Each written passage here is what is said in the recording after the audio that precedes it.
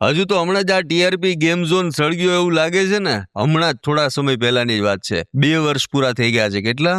2 વર્ષ પૂરા થઈ ગયા છે. ટીઆરપી ગેમ ઝોનના આગ લાગ્યાને 2 વર્ષ પૂરા થઈ ગયા છે. પણ સવાલ એ થાય કે શું પીડિતોને ન્યાય મળ્યો છે? આ ઘટનામાં 27 માસૂમો હોમાઈ ગયા હતા, જેમાં આ ગેમ ઝોનના માલિક પ્રકાશ હિરણ સહિતના લોકોનો સમાવેશ થાય છે. પણ કાયદાકીય સ્થિતિની જો વાત કરીએ ને તો આ કેસના 16 આરોપીમાંથી 2 વ્યક્તિના તો મોત થઈ ચૂક્યા છે. જ્યારે મનપાના તત્કાલીન town planning officer Mansukh Sagathiya સહિતના બાકીના 14 આરોપીઓ હાલમાં જામીન પર છૂટા થઈ ગયા છે. કોર્ટ કાર્યવાહીમાં અત્યાર સુધીમાં પોસ્ટમોર્ટમ કરનાર 5 ડોક્ટરની જુબાની લેવાઈ ગઈ છે, જ્યારે આગામી સમયમાં વધુ એક ડોક્ટરની જુબાની લેવામાં આવશે. પણ આ ઘટનાને 2 વર્ષ વીતી ગયા છતાં પીડિત પરિવારો આજે પણ ન્યાયની આશા સાથે આંસુ સારી રહ્યા છે. ત્યારે આ વરવી ઘટનાને લઈ અને આ કેસની કામગીરીને લઈ અને તમારું શું કહેવું છે? કમેન્ટ કરીને જણાવો.